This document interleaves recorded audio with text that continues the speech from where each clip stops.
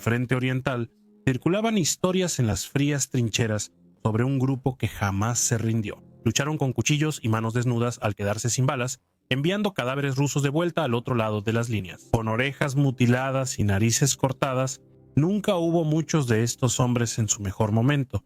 Solo 18,000, un grupo de soldados desconocidos para la mayoría. Pero una y otra vez enfrentaron probabilidades de 5, 10, incluso 15-1 y se negaron a rendirse en Krasny Bor, a las afueras de Leningrado. Menos de 6,000 de estos hombres resistieron a más de 40,000 soldados del Ejército Rojo en un solo día de masacre. La División Azul, usualmente ignorada en relatos, luchó con tal fervor que asombró a los alemanes y horrorizó a los rusos. Llevaban rosarios y cantaban himnos de batalla antes de cargar, su fe unida a un fuerte odio al comunismo. A diferencia de muchos alemanes, tenían una venganza personal contra él. Ya habían luchado contra los comunistas en casa. En la brutal guerra civil de España, un conflicto de ejecuciones, masacres y terror que los había endurecido mucho antes de llegar a las nieves de Rusia. Esta es la historia de esos soldados, una fuerza hoy en gran parte olvidada, pero temida y aterradora. En el frente oriental,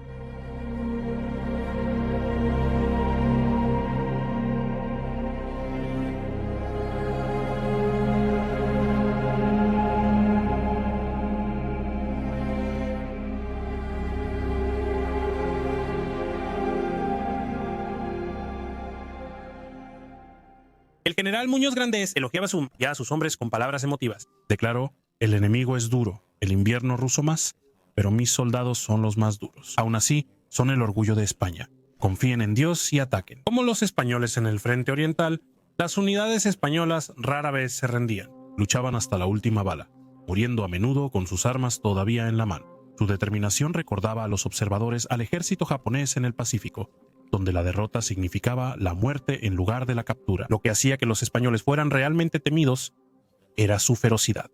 Muchos eran veteranos endurecidos de la guerra de España en Marruecos. Estos hombres, conocidos como los africanistas, trajeron consigo métodos brutales de combate que sorprendieron incluso al Ejército Rojo. Se difundieron historias de rusos muertos que regresaban a sus líneas sin orejas, narices ni dedos. Muñoz Grandés los llamó los novios de la muerte. En muchas batallas estuvieron a la altura, obligando a los soviéticos a rendirse repetidamente. A veces estaban armados con poco más que cuchillos, bayonetas, palas de trinchera o las culatas de madera de sus rifles. Al preguntarles a dónde iba el camino, solo decían gloria. Pero, ¿cómo fue que España, un país destrozado por la guerra civil, terminó luchando en la invasión de Hitler a la Unión Soviética? La respuesta se remonta a abril de 1931, cuando el rey Alfonso XIII se exilió tras las elecciones que acabaron con la monarquía. En su lugar llegó un gobierno formado por socialistas y comunistas que se hacían llamar republicanos. El público español se había vuelto en contra del rey y de su primer ministro, Miguel Primo de Rivera, quien había arrastrado a España a una guerra colonial impopular en Marruecos. Con sus votos, el pueblo puso fin a siglos de tradición y dio lugar a una república frágil, que pronto sumiría a España en la agitación. Avanzando rápidamente hasta principios de 1936, el general Francisco Franco, profundamente descontento con el rumbo que había tomado su nación, lanzó un golpe militar contra el gobierno de izquierda de España. Su rebelión inició uno de los conflictos más brutales del siglo XX, la Guerra Civil Española. Al principio, las fuerzas nacionalistas de Franco avanzaron rápidamente en las zonas rurales del norte y el oeste. Pero en las ciudades de Madrid, Barcelona y Toledo, la resistencia se endureció.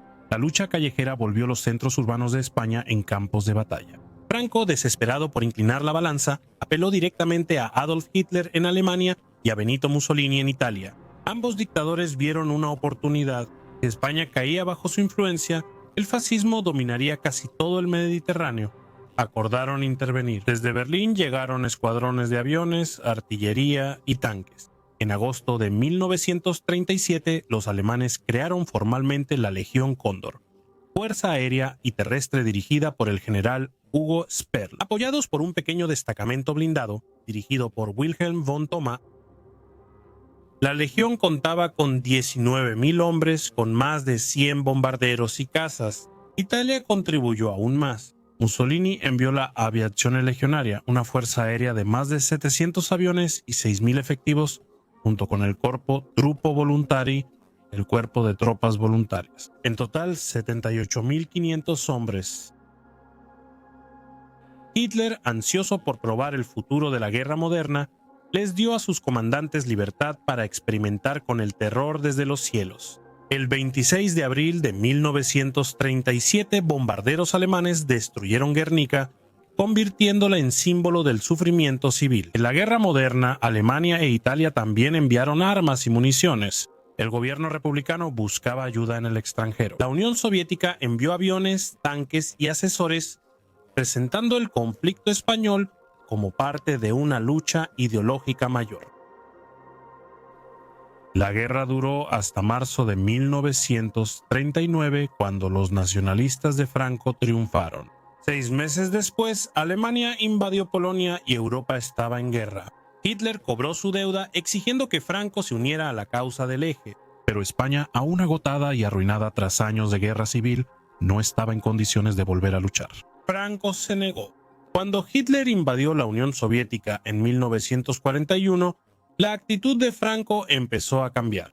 España había librado su propia lucha amarga contra el comunismo apenas unos años antes. Alemania estaba atacando directamente el corazón de esa ideología, la Unión Soviética, la autoproclamada patria del ateísmo y enemiga declarada de la Iglesia Católica. Para Franco era difícil no responder, pero España aún estaba exhausta por la guerra civil. Franco no podía enviar a su ejército regular, así que pidió voluntarios. La respuesta fue abrumadora. Casi 19.000 hombres se alistaron, suficientes para formar una división completa que se conoció como la División Azul, nombrada por las camisas azules de las fuerzas nacionalistas de Franco, que los voluntarios llevaban debajo de sus uniformes alemanes. Para la Wehrmacht fue designada como la 250ª División de Infantería. España envió 5 escuadrones de cazas para servir con la Luftwaffe.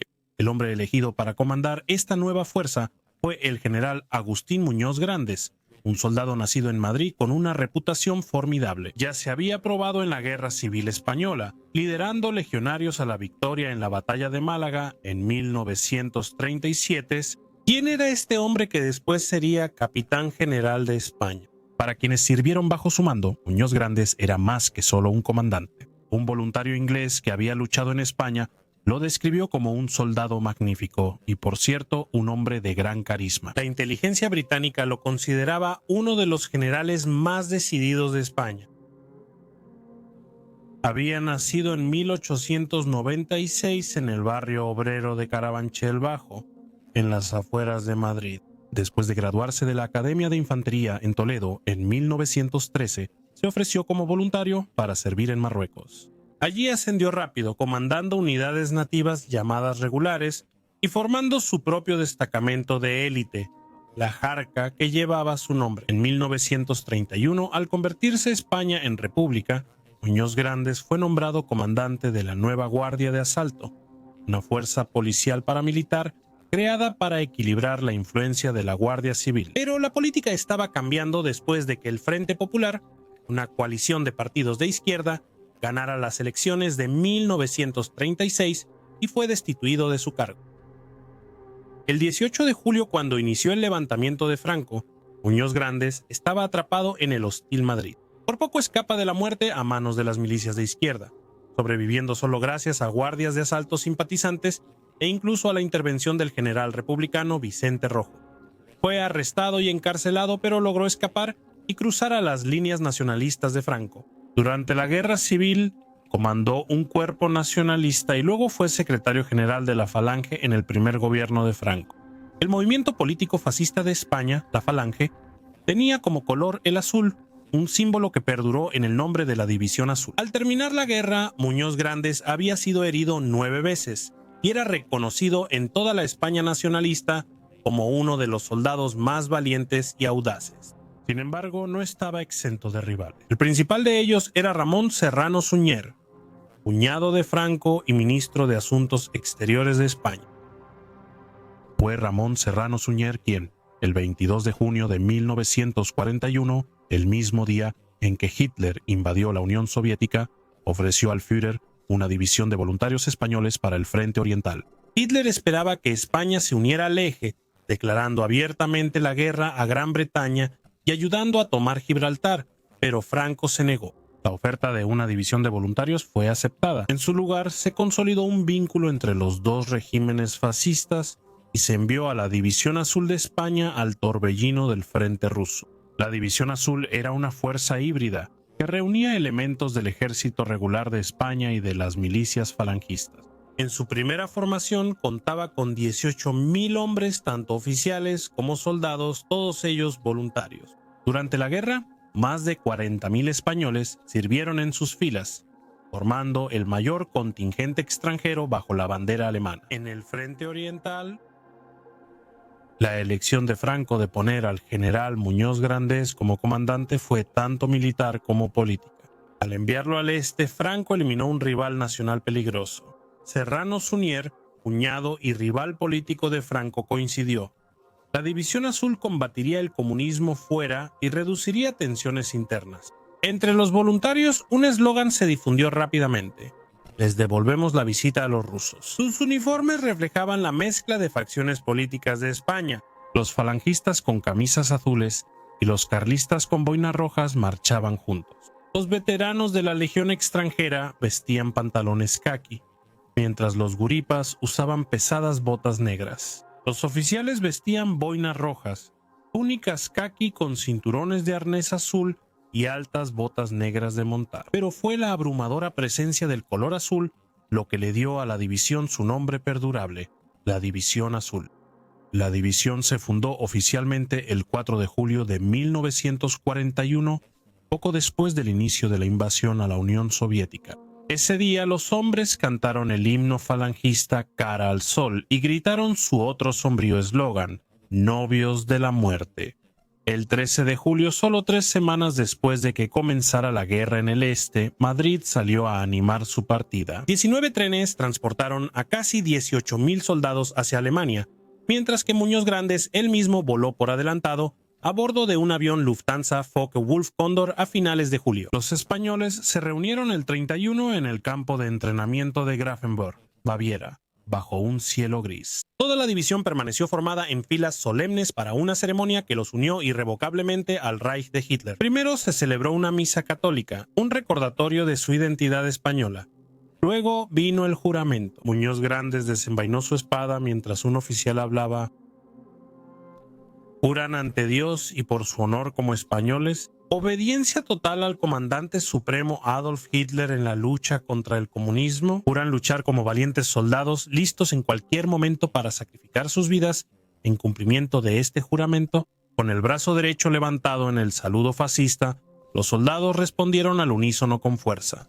Sí, lo juramos. Era una escena que parecía sacada de un romance medieval, una imagen directamente de la película, El Cid. El propio Franco a menudo imaginaba su gobierno como una continuación de esa tradición heroica, presentando a España como la espada católica contra los enemigos de Europa. La división fue incorporada formalmente al Wehrmacht alemán como la 250 División de Infantería. Muñoz Grandes se dirigió a sus hombres con palabras encendidas.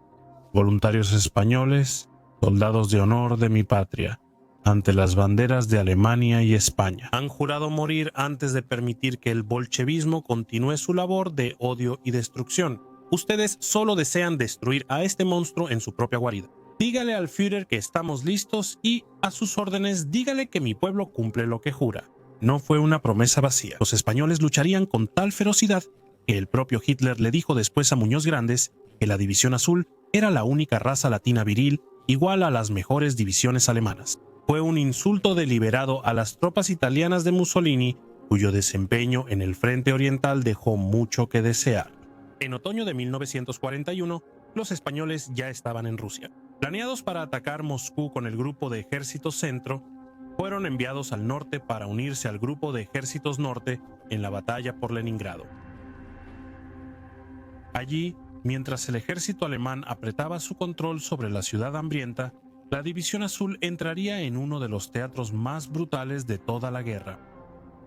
Los alemanes, con su rígida disciplina y estrictas reglas, al principio se horrorizaban de sus nuevos aliados españoles. Un historiador describió a la División Azul como una banda indisciplinada de fanfarrones que se negaban a hacer ejercicios, marchar, saludar o usar uniformes adecuados. Desobedecían órdenes y preferían perseguir a mujeres locales en vez de prepararse para la guerra.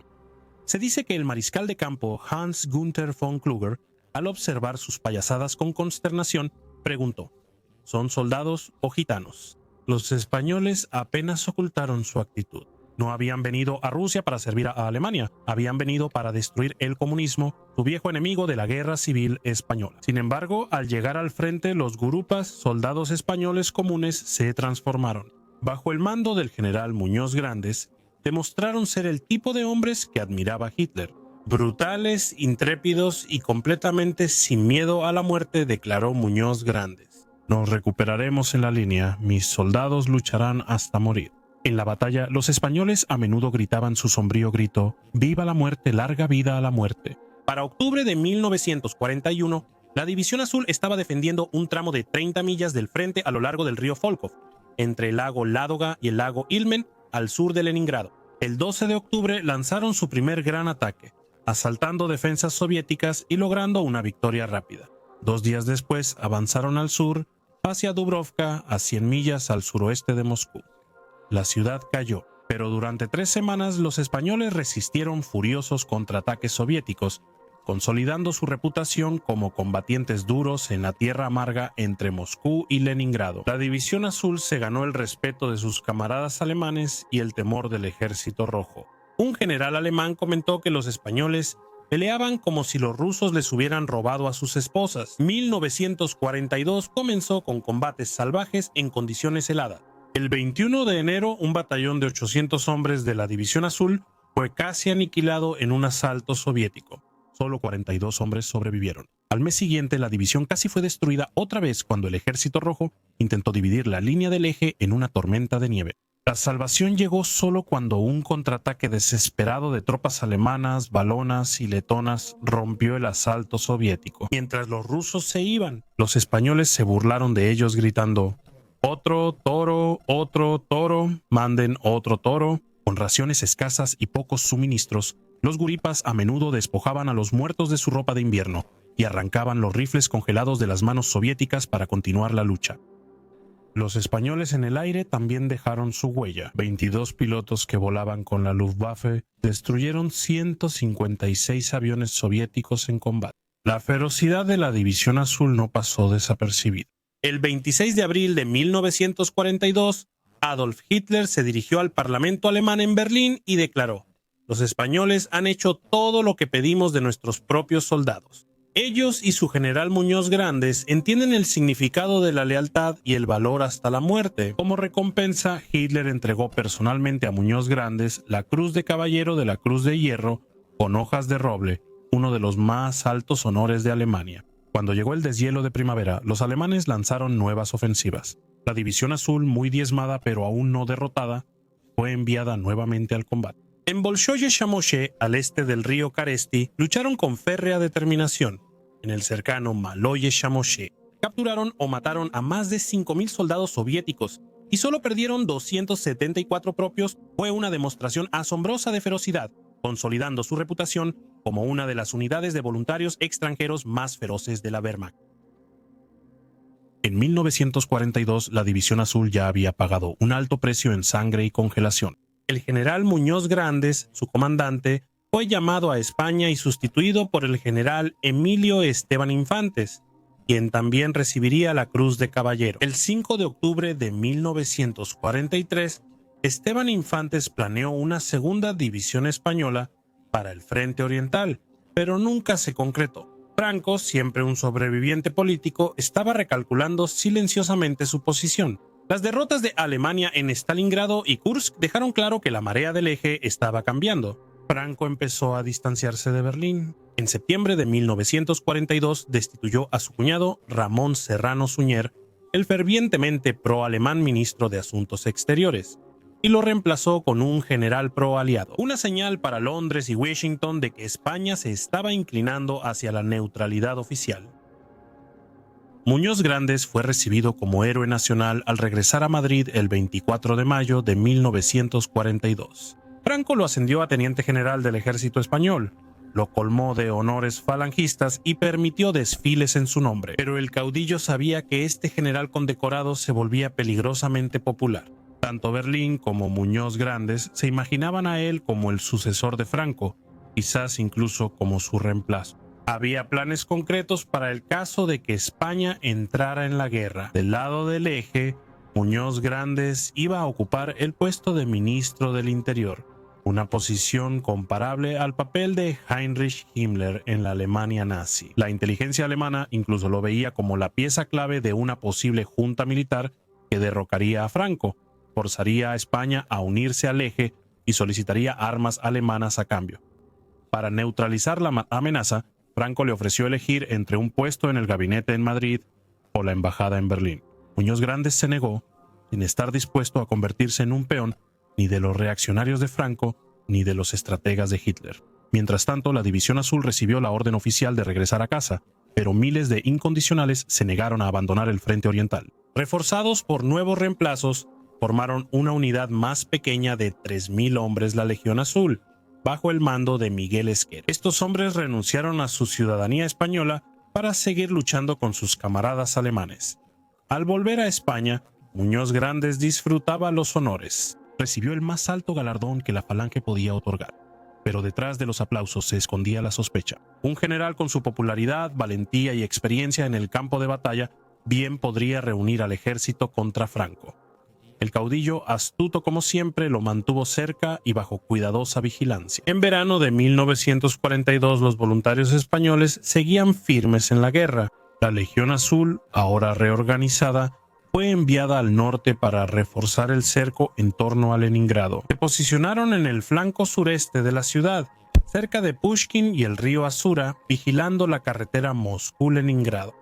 Aquí, en febrero de 1943, los españoles enfrentaron su mayor prueba. El Ejército Rojo lanzó una ofensiva masiva con el 55º Ejército, atacando la línea española. En lo que se convirtió en la batalla de Krasny Bor, las probabilidades eran abrumadoras: 7 soldados soviéticos por cada español. Durante horas la lucha fue encarnizada. La artillería soviética pulverizó las trincheras españolas, mientras oleadas de infantería avanzaban en la nieve. La Legión Azul no se rindió y combatió con bayonetas, cuchillos y culatas, al quedarse sin municiones. Cuando los cañones callaron, los españoles habían sufrido bajas horribles. Batallones enteros fueron destruidos, pero el avance soviético se detuvo en seco.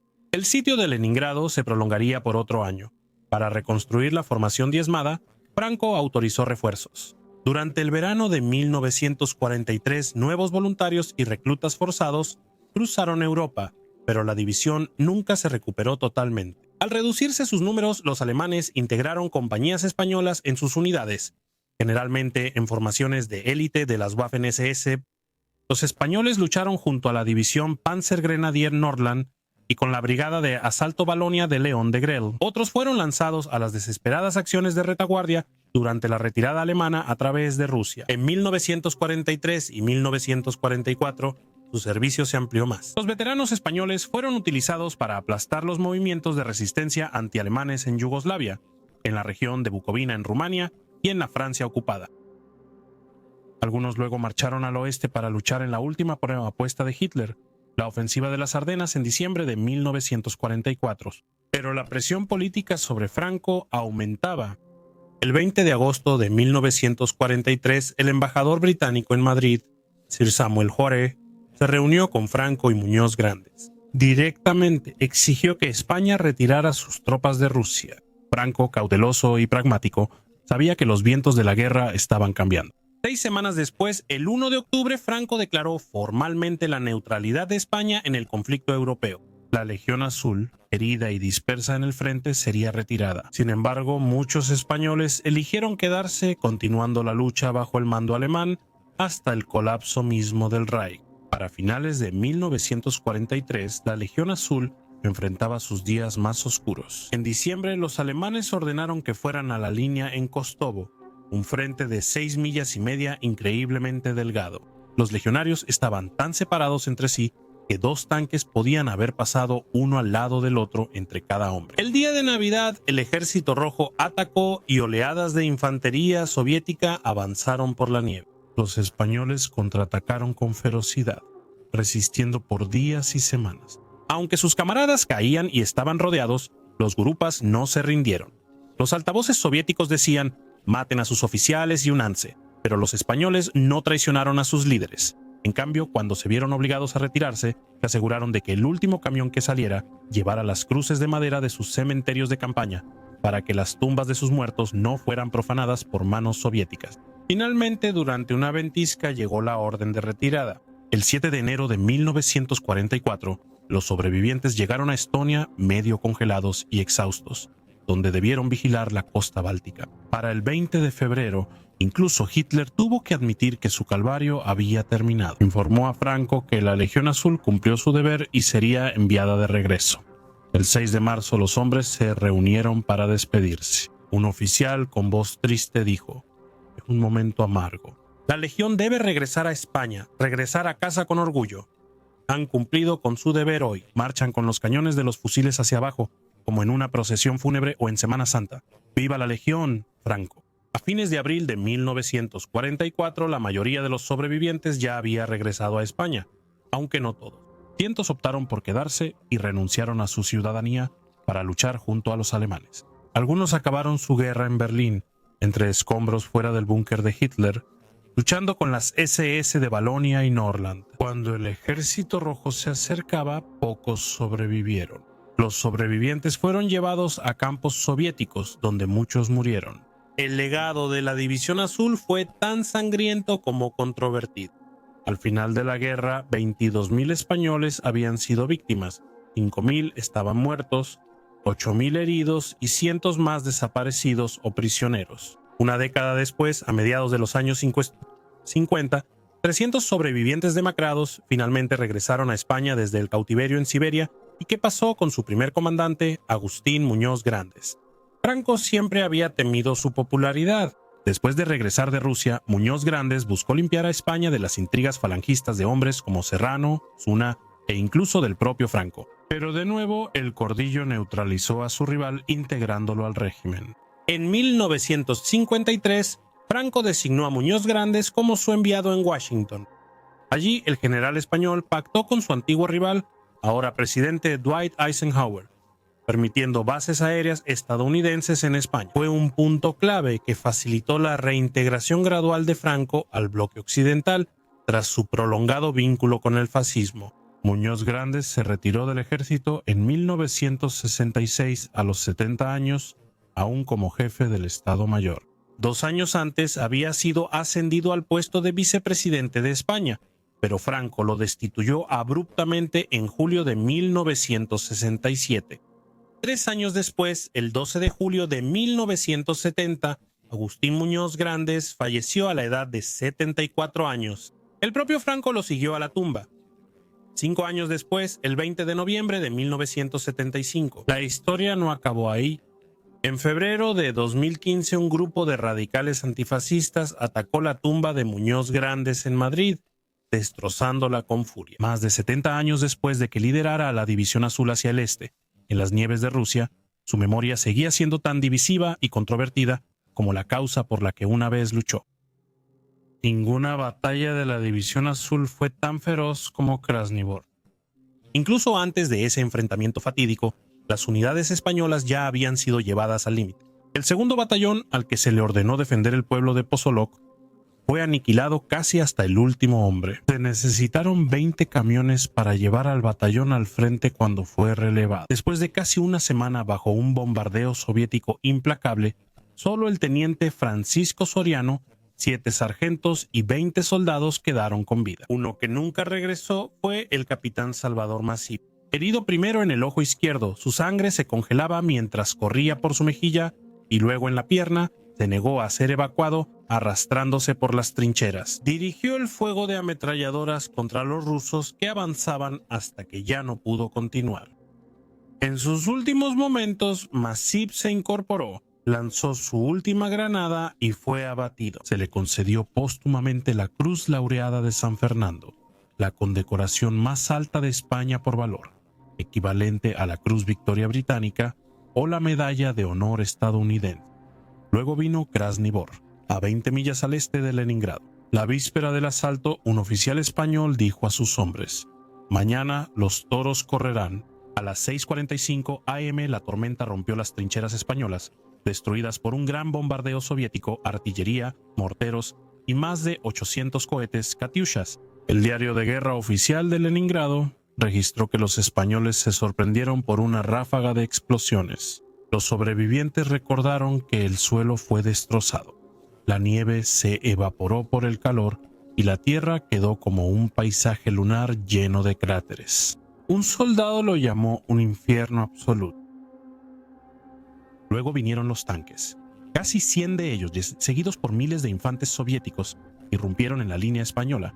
La batalla fue 12 horas de caos y carnicería. Abrumados, los españoles solicitaron fuego de su artillería sobre el cuartel general.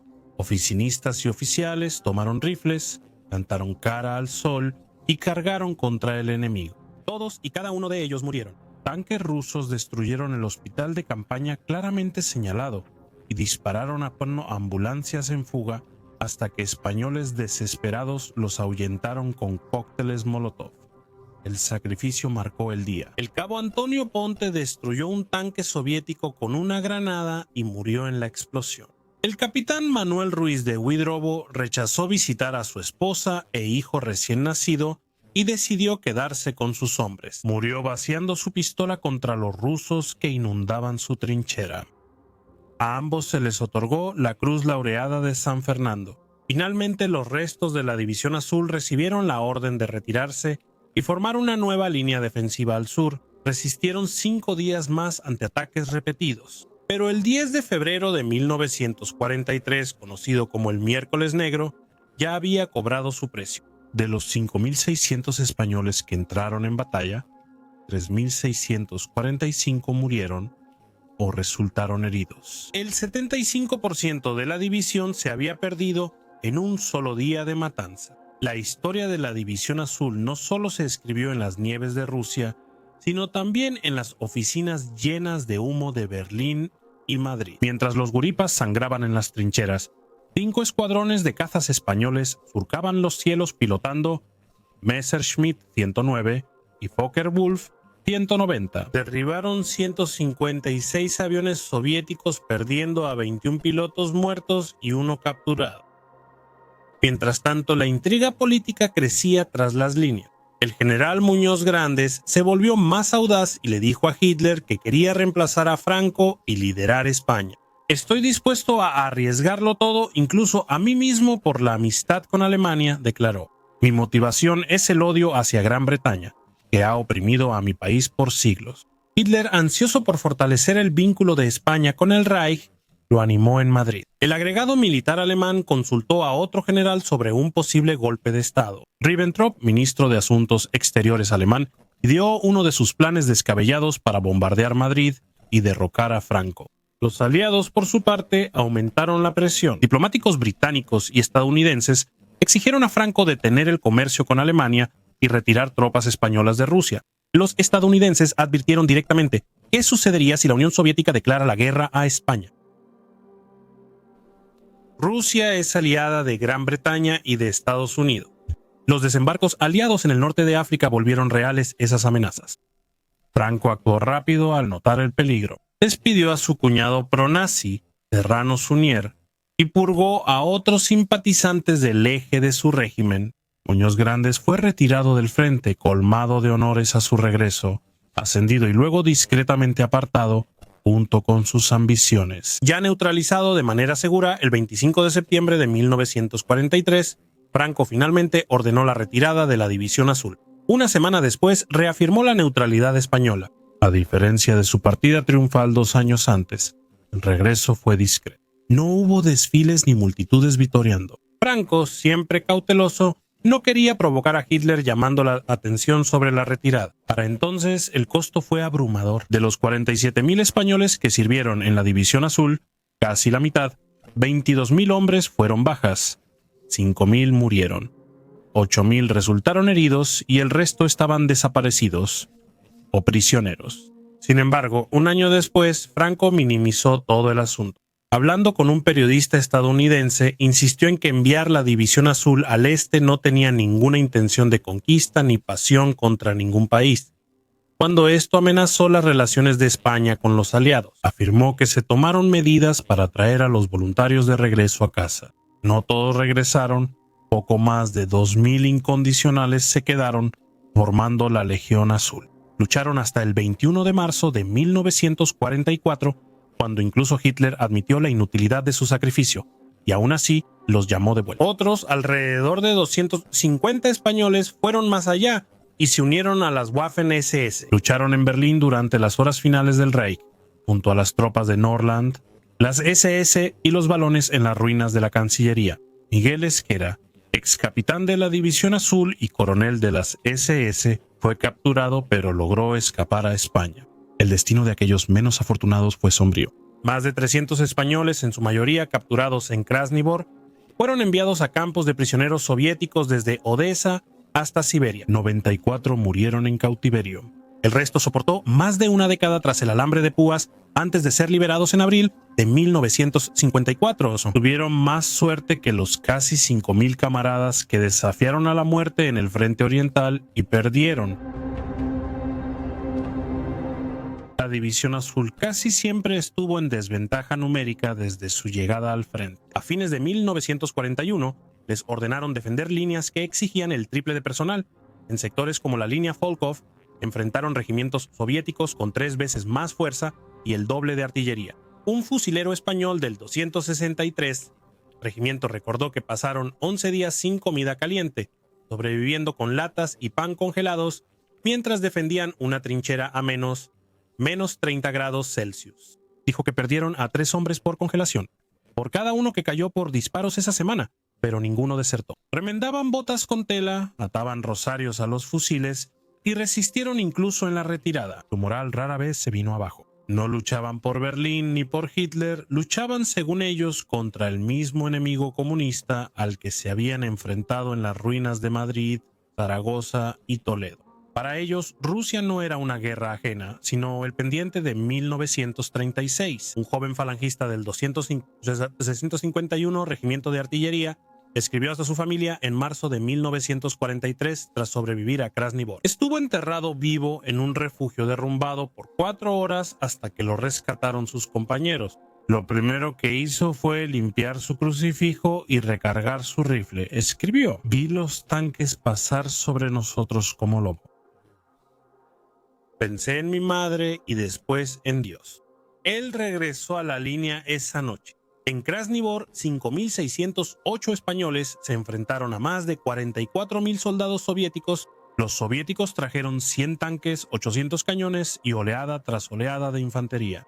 Los españoles resistieron 12 horas, sufrieron 3,645 bajas, más del 75% de sus fuerzas, pero no se rindieron. Ni una compañía se rindió. Un médico del 262 Regimiento recordó trasladar heridos por la nieve ennegrecida por ceniza y sangre. Relató el bombardeo al hospital de campaña, ambulancias incendiadas y camilleros atropellados por tanques. Aún así seguían llevando camillas. Después dijo que ya no podía recordar los rostros de los hombres que salvó, solo los de aquellos que no pudo salvar. Para 1944 la División Azul estaba agotada, pero seguía en la lucha. En Kostovo les ordenaron mantener un frente de 65 millas con menos de 4,000 hombres. Un oficial alemán señaló que su línea era tan delgada que 2 tanques podían pasar entre cada fusilero. Aún así, la retuvieron 13 días. Un sargento del primer batallón recordó que su sección quedó con 5 hombres. Solo tenían rifles de cerrojo y 3 granadas, sin ametralladora. Los soviéticos atacaron usando pistolas de bengalas y cócteles Molotov.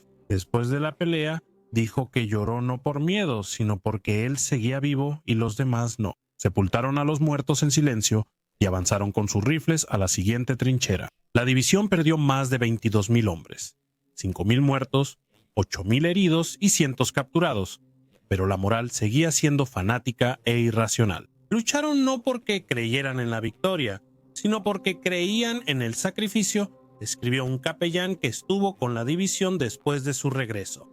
Estos eran hombres que rezaban antes de matar, y rezaban aún más fuerte después de enterrar a los suyos.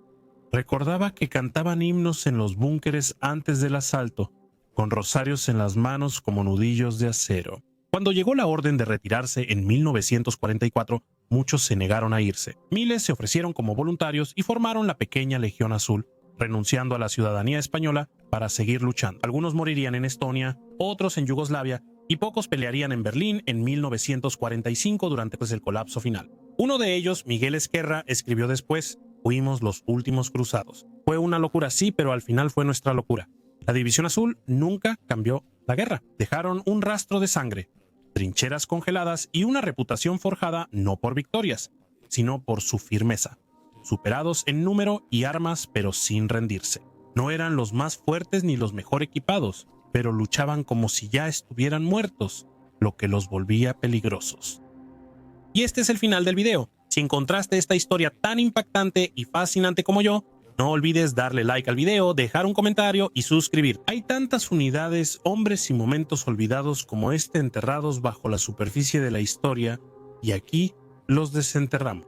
Pronto llegarán más batallas inéditas, voces nuevas y relatos inusuales. Únete al canal, apoya la misión y ayuda a recuperar estas historias.